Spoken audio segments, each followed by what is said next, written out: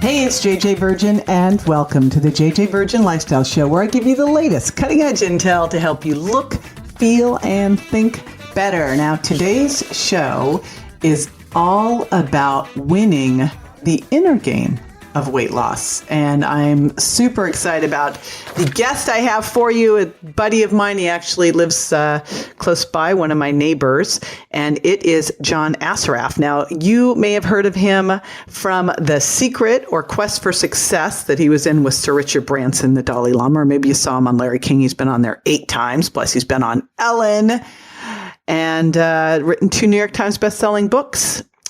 Just an amazing guy, but he has an incredible story about how he kind of switched gears off of some of the other companies he built, like big time into real estate, and has moved into neurogym and has become recognized as one of the leading behavioral and mindset experts in the world for being able to help people release the mental and emotional obstacles to prevent them from reaching their very best. And one of those areas, of course, is in weight. And he's got his own personal story, which he's going to share with you today as to why he got into this and how he was able to help himself. And I helped him a little bit along the way as well. So I am super excited to share my buddy, John Assaraf, with you today. All right, let's do it. John Assaraf, welcome to the show. I'm so glad you're here with me today. So great to be here, JJ. I love your work. Oh, and you know I love your work and love you. And this is such a fun, cool thing to talk about because you just are really one of the leading experts now on neuroscience. And to go into the neuroscience of weight loss is awesome. We haven't talked about that in this show at all. So I'd love to, first off, ask you, yeah, you've such a varied background. Like, what made you get into all of this? I guess I've just been working on myself for many, many years to try and bridge the gap between the goals that I have for myself, whether it's my, physical body, whether it's my income, whether it's my relationships or my businesses, to bridge the gap between the goals and the vision that I have and my actual reality. And so it really took me into the world of neuroscience to understand, where does self-image play a part, for example, of achieving a goal that you have? What are the things going on in our brains that cause us to take action and consistently continue it versus taking action for a day or a week and then stopping? So I've just been fascinated with what causes us to achieve or not achieve the goals that we want. And I've just gotten really good at the neuroscience of it, the brain science of what's happening to make it easier for myself and for my family and for the clients who follow me around the world. So you talked about this, what I see as a big disconnect. People set goals, they have the best intentions, and nowhere is this more true than in weight loss. Is someone sets a goal and then a day, a week, an hour later, things fall apart. When you look at it from neuroscience, from, brain science, what's the difference between someone setting the goals and then them actually being able to achieve them? So a great question. And when somebody sets a goal, they're using, their imagination, they're using their deductive reasoning, their ability to say, well, I want this instead of that. So pretty easy. And as soon as you set a goal, we can now see in the brain scan imaging studies that you set off the dopamine release in your brain, which is the feel-good chemical, and you set off endorphins, which makes you take action, and you really get excited. But what we can also see is that as soon as you do that, which is a conscious effort, there are other circuits in the brain that light up as soon as you start putting energy in towards something new.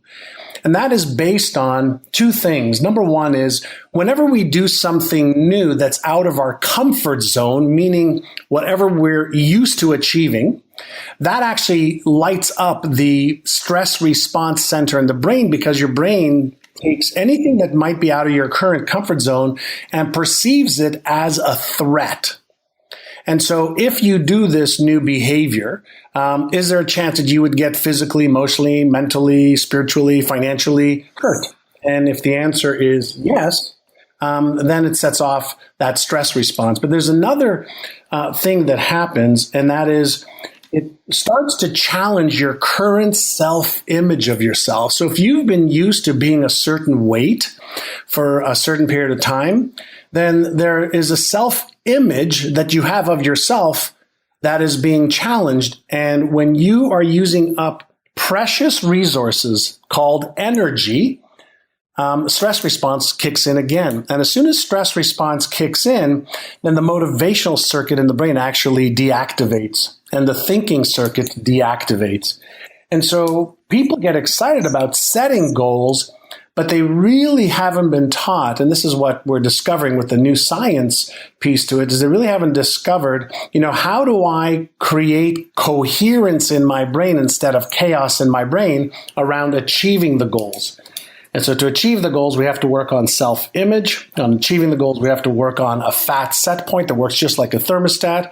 On achieving goals, we have to create new behaviors that line up and match with the new goal that are going to compete with the habitual part of the brain that wants to keep the behaviors the same as they were last week, last month, for the last 6 months. So there's some subconscious, shall we say, things going on that we have to get in check in order to make our goal achieving efforts a new default in the brain. So you kind of slid in self-image there. Yeah. That we definitely want to address that, because I am guessing that is a big deal in how well someone is able to lose weight, and more importantly, how well they're able to keep it off. I've seen it time and time again where someone loses the weight and then directly sabotages themselves back. So what's going on here? Yeah, so if you see yourself as being 20 or 30 or 10 or 50 or 75 pounds overweight over a period of time, let's say 3 months, 6 months, a year, 2 years, most people who want to lose weight, have tried 3, 4, 5, 6, 7, 8 to 10 times, and they yo-yo back and forth. And the question is why? And because your fat set point and your self-image works just like a thermostat in your office or home or car. Whatever is the setting is what the default mechanisms are going to kick to. And so when we have a self-image, just an image of what we have been for a while, that's the thermostat setting in the brain. When we don't believe that we deserve to be thinner and keep it, that's part of the self-image. When we have fears around if we lose the weight and then gain it back, and we're going to disappoint ourselves and others again, well, our self-image says, well, I don't want to be embarrassed, ashamed, ridiculed, or disappointed, so I'm not even going to try. So the hidden self-image has got to be calibrated or recalibrated to feel comfortable in the new weight. Be comfortable with the new, maybe attention that you're going to be getting. Be comfortable with the risk that, hey, you might, slip back a little bit only to get back on again. And so the hidden self-image is everything that we believe to be true about ourselves right now.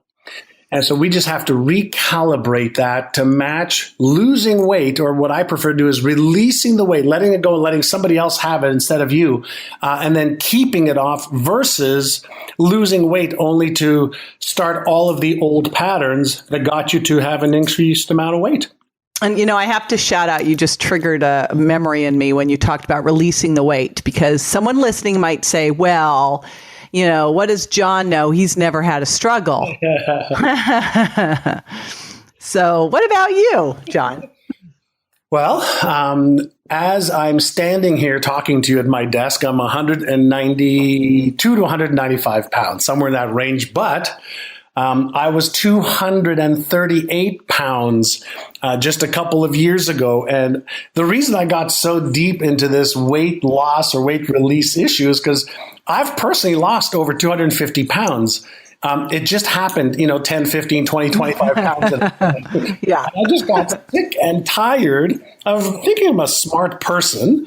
And going, why is this happening?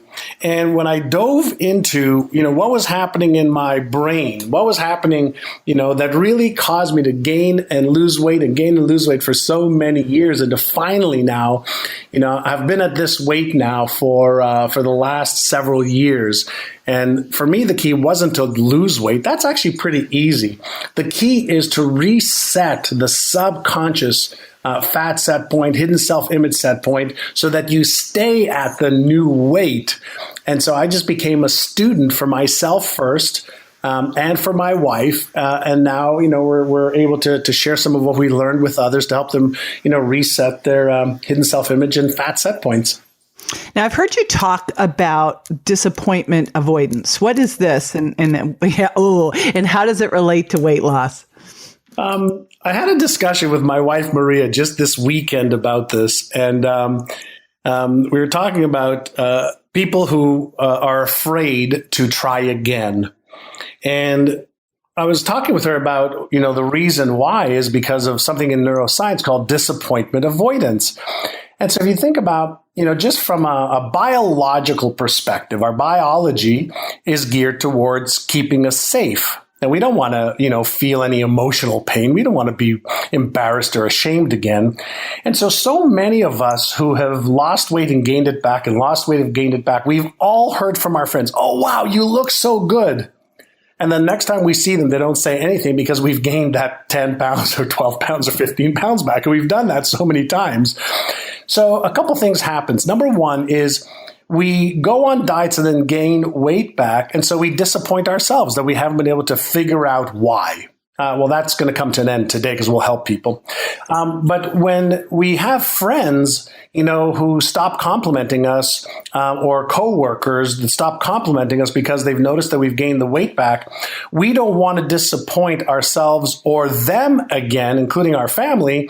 And so the triggers and the circuits in the brain basically shut off the motivation to even start, because we don't want to be embarrassed, ashamed, or ridiculed. And so this is part of our biology and keeping us safe and away from emotional, pain or discomfort. And this happens, at the subconscious level. And we start to rationalize, which means we start telling ourselves rational lies. Why now's not the right time? Well, I've tried dieting before. Well, I've even tried to exercise and diet before. I've tried to sleep well and diet and exercise. And we start to tell ourselves little mental stories that keeps us away from really moving into a new pattern and a new way of, losing weight and keeping it off. So someone listening right now, because as you said that, I'm like hearing all the, it's my genes. It's, I'm getting older. Someone listening right now, what's one thing they could do today to help them start to make this shift? I think the first thing that's really, really important from a brain science perspective is this. Go online or grab some of your magazines and pick a body type like yours. Okay, a body type like yours. So we know everybody's got different types of bodies, but pick a body type like yours that happens to be in the shape that you would like to be in.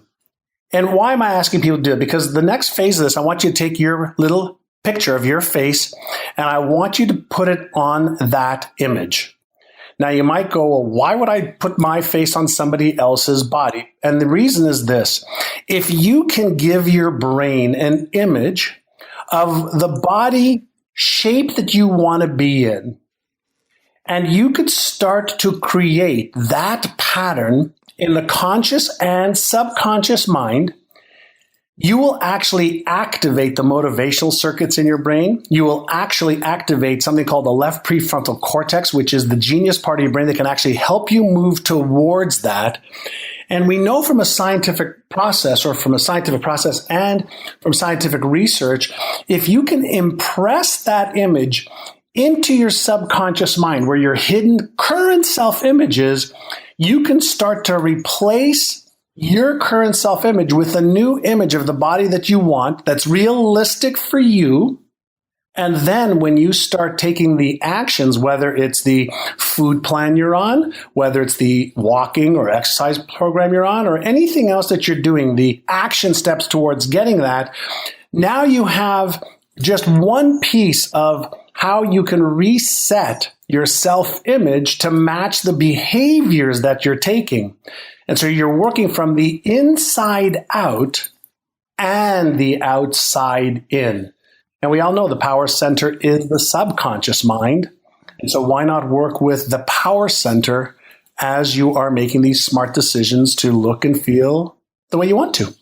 You want to hear something super cool about that? that idea. I have a doc out in LA who I was talking to, I think like 15 years ago. He goes, I have this one thing that I do with my weight loss patients that works every single time, but they won't do it. And he said, you get them to take a picture of a body, their after body that's, that they want, and put their head on it. He described this exact same thing. He goes, it works every time. And I'm thinking, well, gosh, I would just make that then absolutely you must do this in order to do my program. And we've actually put it into all of our programs as a starting point as you define that. So I love hearing that reinforcement because it is so powerful. It's that whole, you'll believe it when you see it. So start seeing it now. Now, I'm going to throw a curveball over at you, John. Sure. Not really, though. What is the one thing that you do every day that you feel makes the biggest difference in your life? I have my morning rituals that I do every single day. I don't care where I am around the world.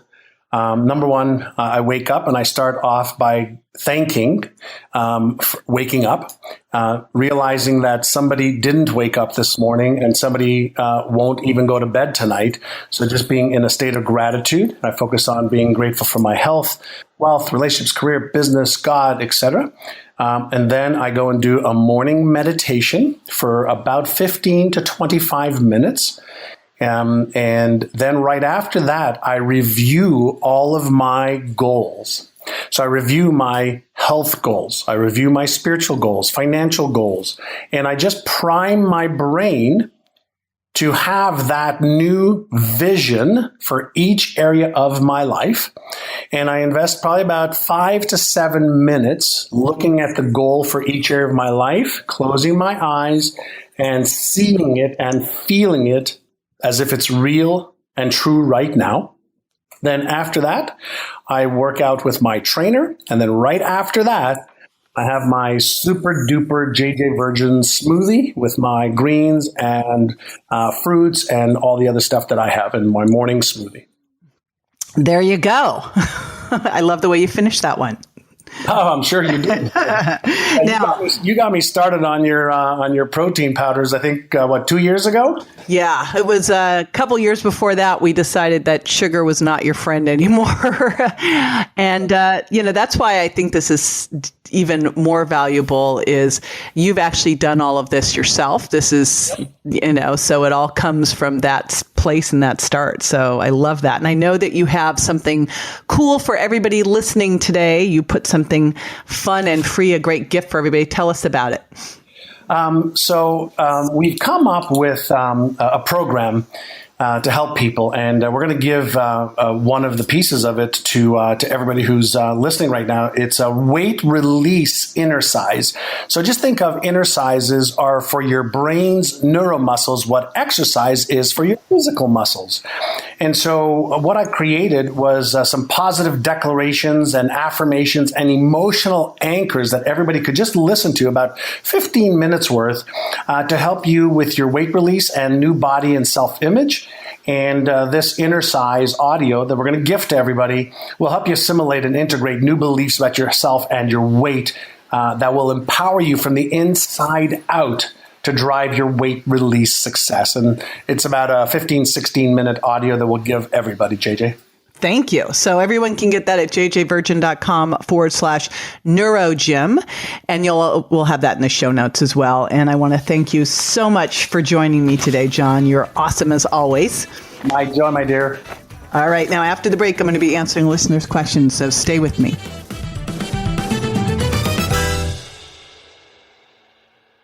One of the number one reasons people have food intolerances is due to a leaky gut. But when taking out the offending foods and replacing them with healing foods isn't working fast enough for you, what can you do? This is where JJ Virgin's Leaky Gut Support Formula comes in.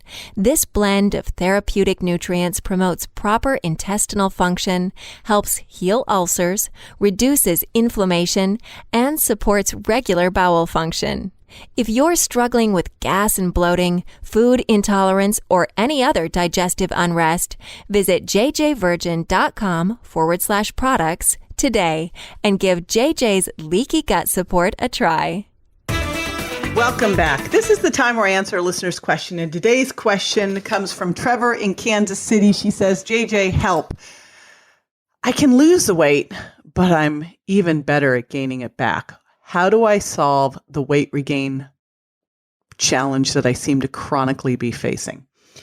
And, it's interesting, if you've been listening to this show, that what I look for are the perfect questions for whichever podcast I'm doing. And I watch on my Facebook Lives and on my Facebook and Instagram feeds for questions that I can feature. So thank you so much for this question, Trevor. And of course, it was the perfect question to be answering here. And again, I would definitely grab the freemium at jjvirgin.com/neurogym to start working on the inner game. And I'm going to give you a couple other quick strategies that can help too, because when we queried our list, so what the biggest challenges they were facing, a big challenge that came up over and over and over again was that of weight regain, often because someone got injured or they went on vacation, they got off their groove. And so I always say, go back to what works. If you were doing the Virgin diet, get back into the first phase. If you're doing the sugar impact diet, go back into the second cycle. And if you've only done one of the programs, go jump into the other one. So always go back to, that place to start to get a reset and a detox. But here are a couple things that can help you make this shift so that you never have to come back and deal with this again, or that when it starts to happen, you have a quick fix. And that is weigh in every single day on the scale. Now, it used to be years and years ago that I told people you can only weigh in once a week. And if you're weighing every week, that's every day, that's bad. And I was wrong. The research actually shows just the opposite, and it makes sense. The research shows that people who weigh in every day actually are better at keeping their weight off. And it makes sense because as things start to slip, you catch this pretty quickly. So that's the first thing I tell people to do is weigh in every single day. Every week, do your measurements, but every day, weigh in. And the second one is to keep your food journal going, because that really keeps you on the straight and narrow. I can't tell you how many times I've heard people tell me that they're, not eating anything they shouldn't, but yet I spend time with them and I'm watching them. I'm going, you aren't even aware of some of the stuff you're putting into your mouth. Oopsies. And then the third thing is to make sure that you've got a good community of support around you.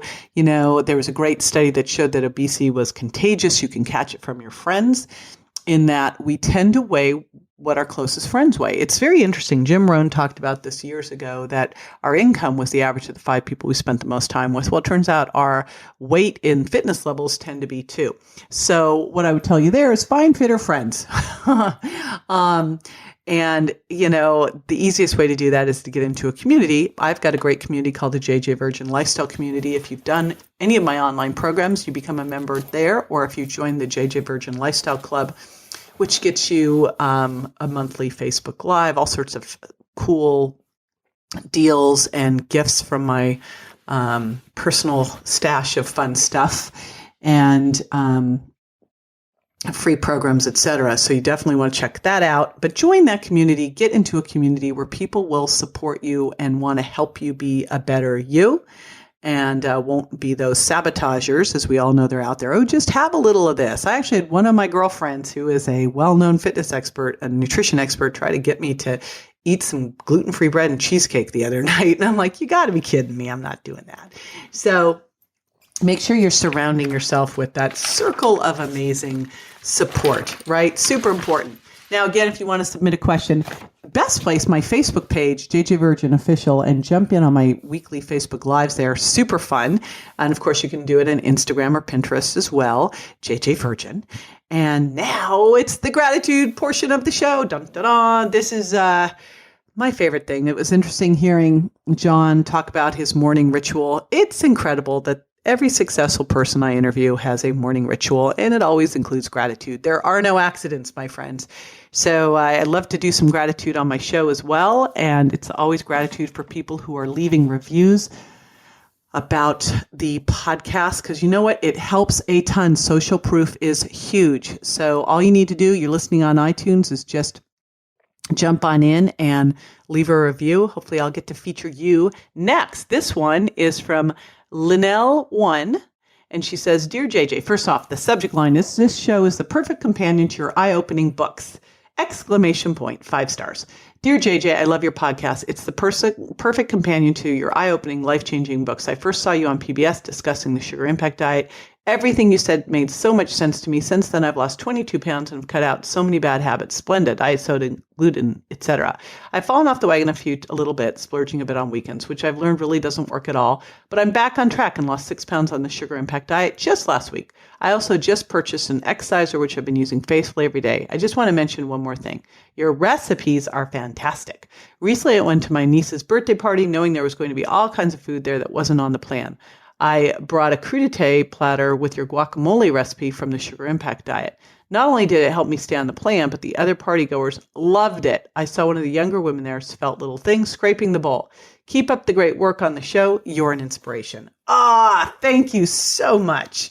And thank you all for joining me today. I want to remind you, you heard a lot of stuff today, and it's great information when you put it into action. So take some courageous, inspired action. And hopefully it even scares you a little bit, because each time you do that, you build resilience and lets you show up bigger in your life. All righty. Till next time. See ya.